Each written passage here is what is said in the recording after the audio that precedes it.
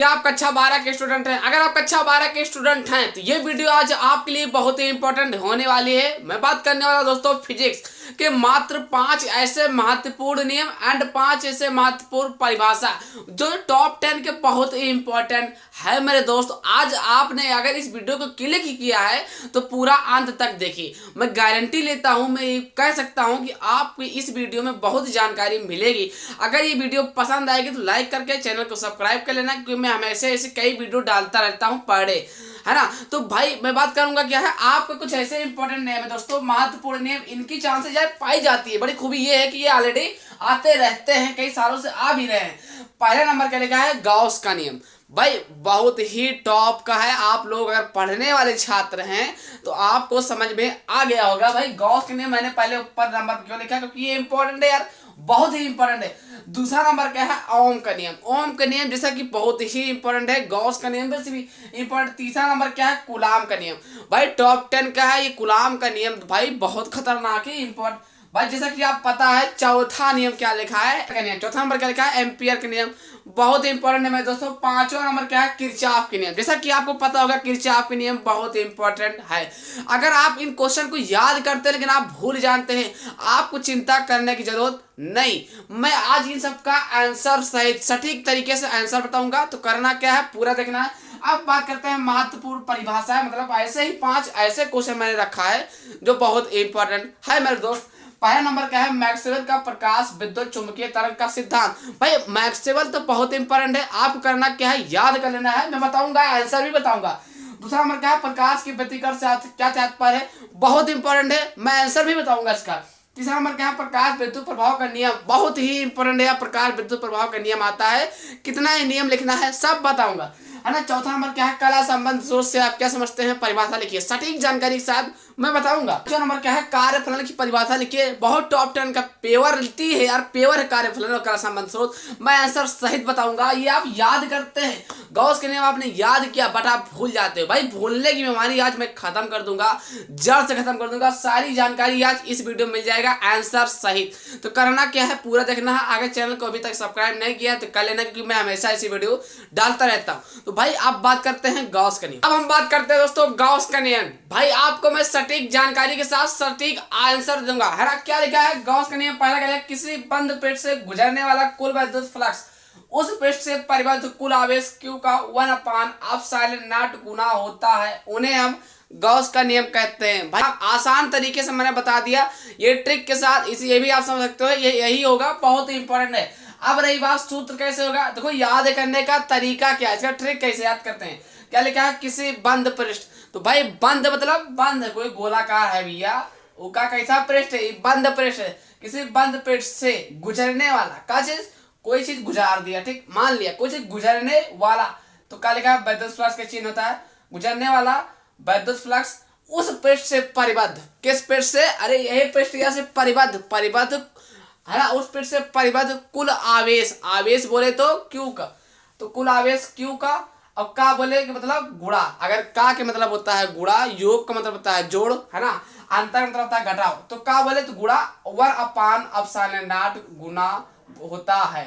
बस दोस्तों यही आपको कह देना है कि फाई बराबर Q/ε0। बस इतना करते हो तुरंत, भाई आपके हाथ में 3-4 नंबर पक्का। भाई गॉस के नियम इंपॉर्टेंट है। अगर अब बात करते हैं दूसरा नंबर दोस्तों, क्या लिखा है, जैसा कि ये भी इंपॉर्टेंट है, टॉप 10 के ये सब आते रहते हैं। क्या लिखा है? ओम का नियम। करना क्या, आपको कैसे याद करना है? आपने ओम के नियम तो बहुत ही याद होगा, आपको बहुत सारे लिखवाए गए होंगे, लेकिन आपको याद नहीं होता होगा। याद हो तो अच्छी बात, अगर आपको नहीं याद होता है तो आप ये याद कर सकते हैं, बहुत ही आसान तरीका है दोस्तों, सटीक जानकारी। क्या लिखा है? किसी चालक में एम्पियर की धारा तथा धारा प्रभावित करने पर चालक में वोल्ट का विभवांतर उत्पन्न हो जाए तो चालक का प्रतिरोध ओम का नियम कहलाता है। तो आपको नीचे एक सूत्र लिख देना है, R बराबर V/I। हालांकि देखा जाए ओम का नियम ज्यादा मैटर नहीं करता है, इसका अगर आप इतना लिख देते हो बस, लेकिन इसका जो निगमन होता है भाई वो इंपॉर्टेंट होता है कि R बराबर V/I आया है, ये सूत्र है, तो ये कैसे आएगा, ये ज्यादा इंपॉर्टेंट है। लेकिन देखा जाए नियम के अनुसार तो ये पूछा गया है कई बार। तो करना क्या है, आपको ये ओम का नियम तैयार कर लेना है। फिर से देख लेते हैं, किसी चालक में एम्पियर की धारा तथा धारा में प्रभावित करने वाले चालक में वोल्ट का विभवांतर उत्पन्न हो जाए तो चालक का प्रतिरोध ओम कहलाता है। बस आप इसे स्क्रीनशॉट ले सकते हैं और है ना। अब आपको करना क्या दोस्तों, इसे 2-3 बार अगर आप याद करते हैं ना, ओम का नियम 100% गारंटी लेता हूं, 2-3 बार अगर आप याद करते हैं तो जिंदगी भर नहीं बोलोगे। ठीक, बात करते हैं तीसरा नंबर दोस्तों, कूलाम का नियम। भाई ये बात इंपॉर्टेंट है, कूलाम का नियम बहुत बार पूछा गया है। भाई देखिए, अगर आपको पढ़ने का मौका मिला है ना तो अच्छे से पढ़ाई करिए यार। इसीलिए मैं बोलता हूँ भाई, अगर पढ़ना है तो अच्छे से पढ़िए, अगर नहीं पढ़ना है तो मत कीजिए यार, क्योंकि पढ़ने के बाद भी आपको पैसा ही कमाना है। तो अगर पैसा ही कमाना है तो शुरू से कमाओ। इसीलिए कहते हैं अगर पढ़ाई करके अगर अच्छा परफॉर्मेंस लाते हो, भाई माँ बाप का नाम रोशन करना चाहते हो, माता पिता का नाम रोशन करना चाहते हो, तो भाई अच्छे से पढ़ाई किया करो मेरे दोस्त। अपने पढ़ाई से खिलवाड़ मत करो, आपको समझना चाहिए घर की जिम्मेदारियां। बात की तीसरा नंबर का कूलाम का नियम। लिखा है, दो स्थिर बिंदु आवेशों के बीच लगने वाला आकर्षण या प्रतिकर्षण बल दोनों आवेशों के गुणनफल के अनुक्रमानुपाती तथा उनके बीच की दूरी के वर्ग के व्युत्क्रमानुपाती होता है। उन्हें कूलाम का नियम कहता है। F बराबर 1/4πε0 इंटू Q1 Q2 बटे R²। इतना कर देना है, गारंटी लेता हूं 4 या 5 नंबर आपके हाथ में तुरंत पक्का हो जाएगा।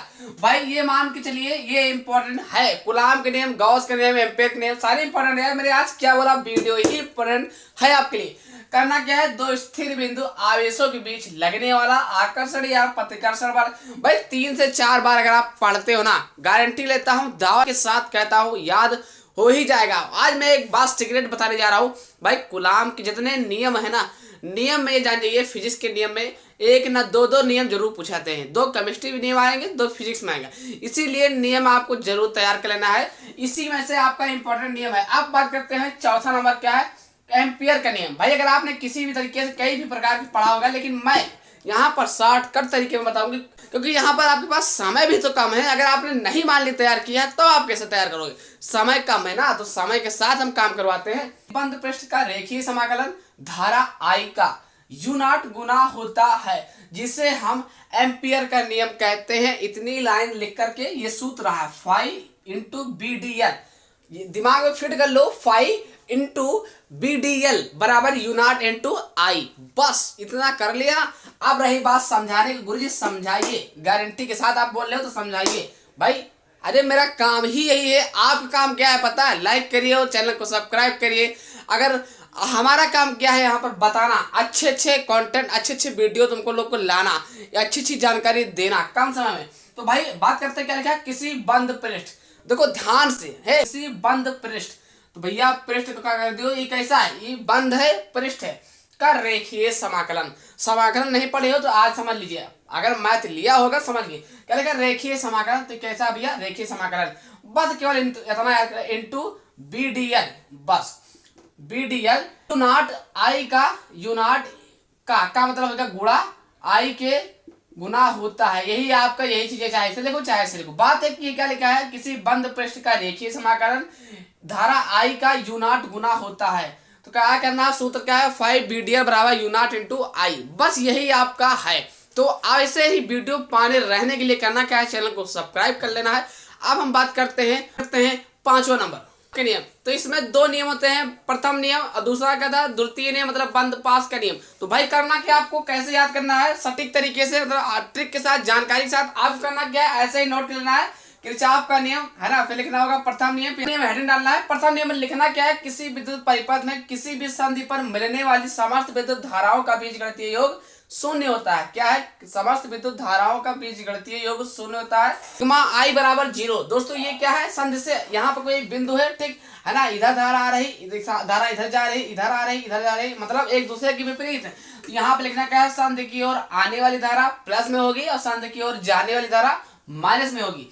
यहाँ क्या है, I1 प्लस I2। देखिए जैसे कि आपको ये आ रही ना, I1 और I2 दोनों आ रही है, तो इसीलिए प्लस में कर देगा। माइनस कौन होगा, जो बाहर की ओर जाएगी। जैसे I3 आप देखेंगे दोस्तों, I3 है ना, I3 जैसे बाहर जा रहे हैं तो माइनस के I3, माइनस के I4, ऐसे कर देना है। बस आपको जो आ रही है उसको प्लस में, जो जा रही है उसको माइनस में। अब करना क्या है, संधि से, अब फिर यहाँ पर लिख देना है, संधि से आने वाली धारा का प्लस, संधि से जाने वाली धारा माइनस। बस समझ जाएगा एग्जामिनर की बंदा सही चल रहा है। ठीक है। आपको लिख देना है नीचे में सिग्मा आई बराबर 0। इतना करने के बाद प्रथम नियम आपका कंप्लीट हो गया। अब बात करते हैं द्वितीय नियम। अब हम बात करते हैं द्वितीय नियम, जिसे आप बंद पास या बंद जाल भी कह सकते हैं। तो भाई बात की जाए क्या लिखा है द्वितीय नियम, जिसे आप बंद जाल बोलते हैं या बंद पास। बात एक ही है, आपको दोस्तों ऐसे चित्र बनाना है, ठीक, ABCDEF है ना, ऐसे के चित्र बनाना है। यहाँ पर R1, यहाँ पर R2, यहाँ पर R3 है ना। आपको चित्र अपने दिमाग में फीड कर लेना है, किसी भी तरीके से आप रट बोलो चाहे जो करो है ना, इसी तरह आपको याद होना चाहिए बस। यहाँ पर I1 I2, यहाँ पर हो गया I1 प्लस R2 आएगा तो जुड़ जाएगा, ठीक।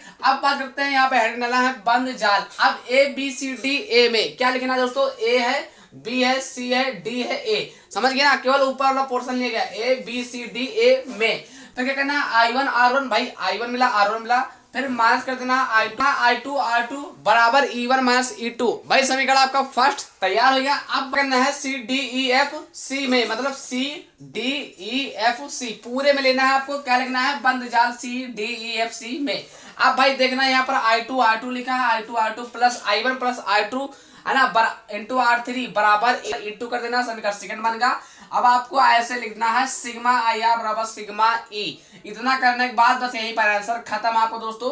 अब रही बात जो लिखा है, इसे ए बी लिखा कि चाहे आप चाहो तो हिंदी भी लिख सकते हो, हालांकि इसका नंबर कटेगा नहीं। इतना ही अगर आप कर देते हो ना तो आप नंबर पक्का हो जाएगा। तो करना क्या है, ज्यादा लंबा करने की जरूरत नहीं क्योंकि समय कम है, इसीलिए मैं बताया हूँ दोस्तों। आप इसी तरीके लिखते हैं तो 5 नंबर आपके हाथ में मिल जाएगा। करते हैं महत्वपूर्ण परिभाषा के अंतर्गत, जैसा कि पहला नंबर बहुत इंपॉर्टेंट है दोस्तों। क्या लिखा है, मैक्सवेल का प्रकाश विद्युत चुंबकीय तरंग का सिद्धांत। 5 या 7 नंबर का क्वेश्चन है, जैसा कि आपको पता होगा, बहुत ही इंपॉर्टेंट है।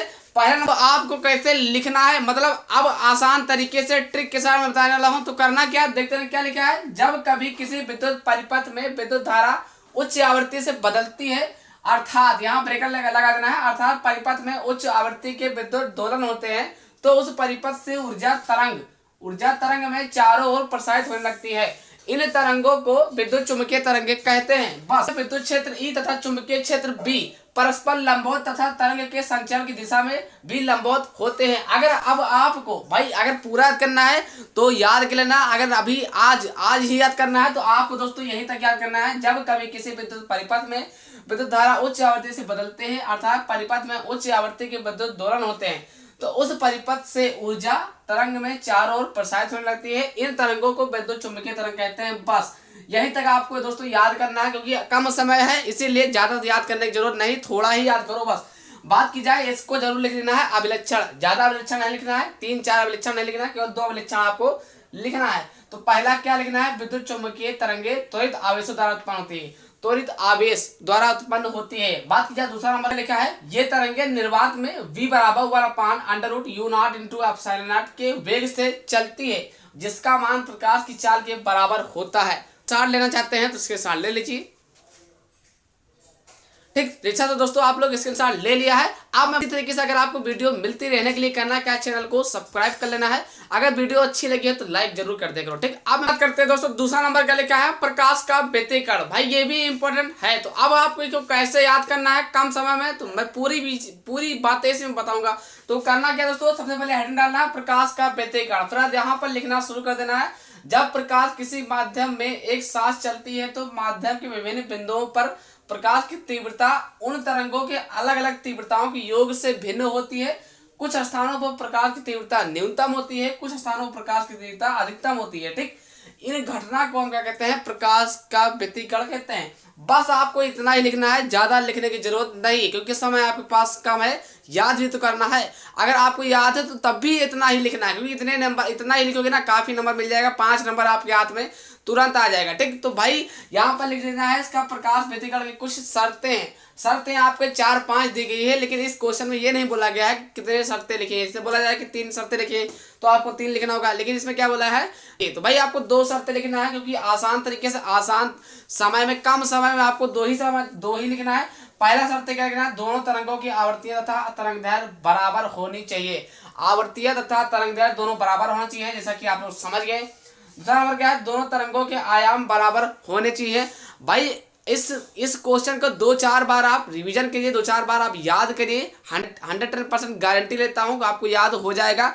जैसा कि आपने देखा ऐसा नंबर, जैसा कि ये बहुत ही इंपॉर्टेंट है, प्रकाश का विद्युत प्रभाव का नियम। भाई ये मान चलिए बहुत ही इंपॉर्टेंट है, आप जितना भी इंपॉर्टेंट लगा सकते हो। आज मैं बताने वाला हूँ बहुत शॉर्टकट तरीके के साथ। अगर अभी तक आपने नहीं याद किया तो आज ही याद हो जाएगा, इस वीडियो देखोगे अभी याद हो जाएगा। तो क्या है दोस्तों, करना क्या है ये देखिए। क्या लिखा है, प्रकाश विद्युत प्रभाव के नियम डालना है, हेडिंग से पढ़ना। क्या लिखा है, लेनार्ड तथा मिल्टन ने प्रकाश विद्युत प्रभाव के संबंध के कुछ नियम प्रतिपादित किया है। बस, ज्यादा कहीं आपको जाने की जरूरत नहीं, आन पकड़ने की कोशिश कीजिए क्योंकि समय आपके पास कम है। भाई पहला नंबर का क्या है, किसी धातु की सतह से प्रकाश इलेक्ट्रॉनों के उत्सर्जन की दर धातु की सतह पर गिरने वाले प्रकाश की तीव्रता के अनुक्रमानुपाती होती है। पहला नियम आपको कहता हूं भाई। इस नंबर का क्या है, प्रकाश इलेक्ट्रॉनों की अधिकतम गतिज ऊर्जा प्रकाश की तीव्रता पर निर्भर नहीं करती। इतना। तीसरा नंबर का लिखा है, प्रकाश इलेक्ट्रॉनों की अधिकतम गतिज ऊर्जा प्रकाश की आवृत्ति के बढ़ने पर बढ़ती। बस इतना आपको करना है, 2 3 4 बार, 3 से 4 बार आप याद कर लीजिए। भाई चैनल को सब्सक्राइब कर लेना क्योंकि हमेशा ही इंपॉर्टेंट वीडियो हमारे पे मिलती रहती है। यही तो खूबी है हमारे चैनल में, मिलता रहता है इंपॉर्टेंट वीडियो। हमें पता है आपको दिक्कत कहाँ कौन हो रही है। तो भाई स्क्रीनशॉट लेना है तो ले लीजिए, ठीक। तो जैसा कि दोस्तों आपने इसके साथ ले लिया होगा। आप चौथा नंबर क्या लिखा है, कला संबंध सोच से क्या समझते हैं, परिभाषा लिखिए। क्वेश्चन आपका इसी तरीके से पूछा जाएगा तो आपको आंसर कैसे लिखना है, कैसे लिखना आपको लिखना, ऐसे दो स्रोतों को जिनके बीच कलांतर सदैव नियत रहता है उसे कला संबंध स्रोत कहते हैं। मेरे ख्याल से देखा जाए तो बस इतना ही तैयार कीजिए, लेकिन अगर आपको और तैयार करना है तो यहाँ से लेके यहाँ तक भी तैयार कर सकते हैं।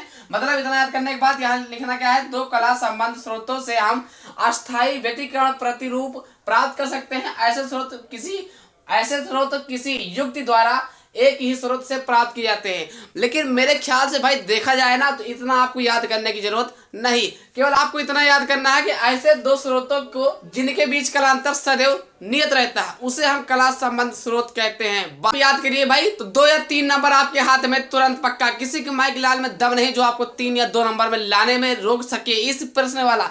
इतना ही याद करना है, ऐसे दो स्रोतों के बीच जिनके बीच कलांतर सदैव नियत रहता है उन्हें कला संबंध स्रोत कहते हैं। बस, ज्यादा जरूरत नहीं लिखने की, ठीक। आप बात करें 5वां नंबर क्या है, कार्यफलन क्या है। जैसा कि ये भी अगली बार आया था 2023 में, इसीलिए बोल रहा है इसको, ठीक। क्या करना है, वह न्यूनतम प्रकाश ऊर्जा जो किसी धातु पृष्ठ से, भाई सही से याद करिए इसको। क्या लिखा है, वह न्यूनतम प्रकाश ऊर्जा जो किसी धातु पृष्ठ से इलेक्ट्रॉन उत्सर्जित करने के लिए एक आवश्यक होती है उस धातु का प्रकाश विद्युत कार्यफलन कहलाता है। इसे हम W से प्रदर्शित कहते हैं। बस आपको इसे 2-4 बार याद करना है ना। इसी तरीके से आपको याद करना है। अगर आपको स्क्रीनशॉट लेना है तो ले लीजिए। अगर अब आपको किसी भी प्रकार के किसी विषय में अगर दिक्कत होती है तो कमेंट सेक्शन में कमेंट करके बता सकते हैं। आशा करते हैं आप लोग वीडियो देख करके समझ गए हैं। अगर समझ गए हैं तो प्लीज लाइक करिए, लाइक करके सब्सक्राइब कर दीजिए क्योंकि मैं हमेशा ऐसी वीडियो डालता रहता हूं। तो कल मिलते हैं शाम 6 बजे केमिस्ट्री की वीडियो के साथ। जय हिंद दोस्तों।